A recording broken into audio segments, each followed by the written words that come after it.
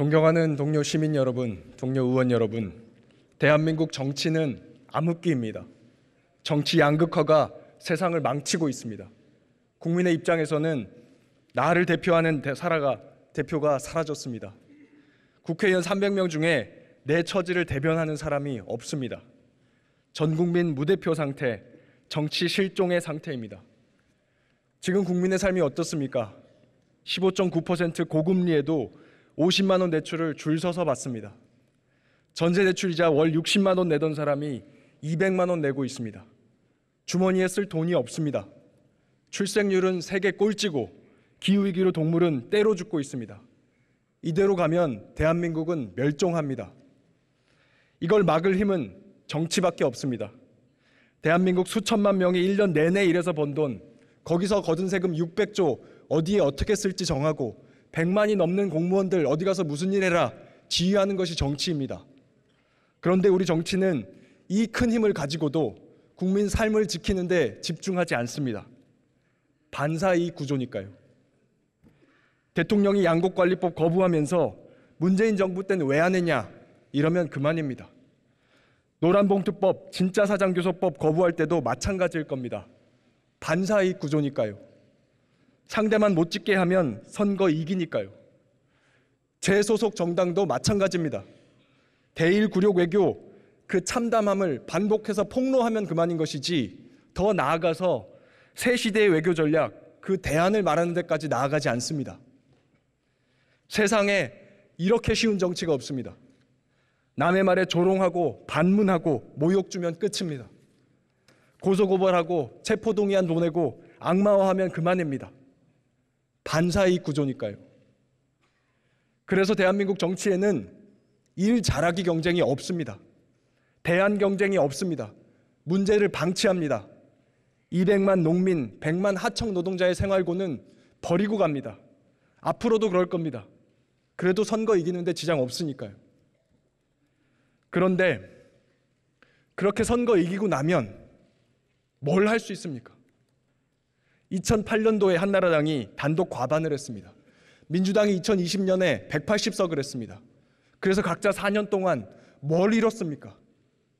개혁을 했습니까? 독주 프레임에 걸려서 시간만 낭비하지 않았습니까? 혐오는 방향을 가리지 않습니다. 전 정권에 대한 혐오를 기반으로 당선된 대통령이 지금은 가장 큰 혐오의 대상이 돼 있습니다. 앞으로도 마찬가지일 것입니다. 지난 15년간 성공한 대통령이 있기는 합니까? 이제까지 수천 명의 국회의원들이 나왔지만 그중에 성공한 국회의원들이 과연 몇이나 됩니까? 국민 여러분, 이것은 절망의 정치입니다. 고 노무현 대통령이 자서전 운명이다에 이렇게 적었습니다.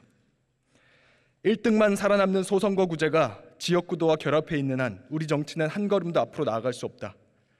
정책 개발보다는 다른 정당과 지도자에 대한 증오를 선동하는 것이 훨씬 효과적인 선거운동 방법이 된다. 모든 정당에서 강경파가 발언권을 장악한다. 국회의원을 대폭 물갈이해도 소용이 없다. 선거법 개혁은 노무현의 꿈이었습니다. 사람 바꿔서 해결 안 된다. 선거구조 안 바꾸면 대한민국 정치는 계속 동네 싸움에 불과하다. 이미 20년 전에 답이 다 나온 문제입니다. 그런데 지금까지 해결을 못한 이유는 딱 하나, 양당의 기득권 때문입니다. 탐욕의 위성정당이 대표적인 사례입니다. 저부터 반성합니다. 국회가 다음에 하자 이렇게 20년을 미루는 동안 이제 증오와 혐오는 지역주의를 넘어서 세대와 성별, 정치 성향 전반으로 번져버렸습니다. 더는 방치할 수가 없습니다. 그동안 소진한 사회적 에너지가 도대체 얼마입니까? 1700만이 넘는 촛불 시민들의 무너진 자부심은 뭘로 보상할 겁니까? 이번에 어떻게든 이 악순환의 고리를 끊어내고 가야 합니다.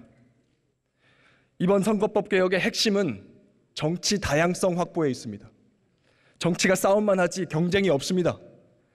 종의 다양성을 확보해서 경쟁을 되살려야 합니다. 김부겸 정도 되면 대구 출마해도 당선이 되고 유승민 정도 되면 공천 안 줄래 안 줄 수가 없는 선거제도를 만들어야 합니다. 호남에서도 유권자들이 직접 후보를 선택할 수 있는 선거제도 만들어야 합니다. 그런 효과만 나는 선거제도라면 어떤 것이라도 찬성하겠습니다.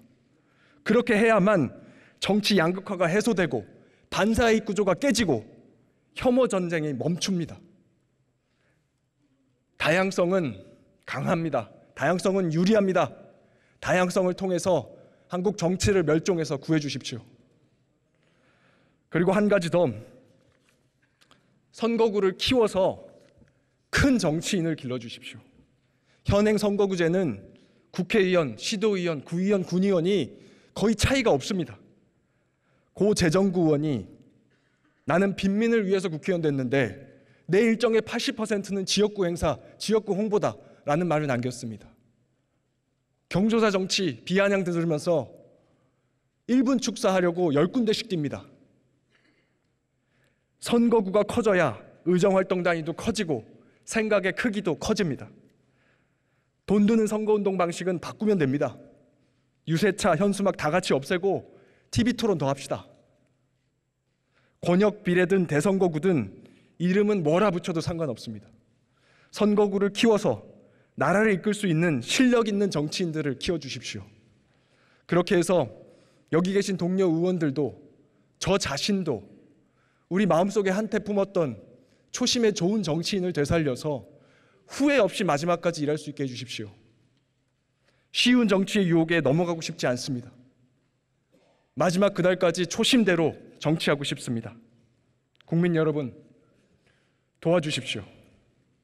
감사합니다.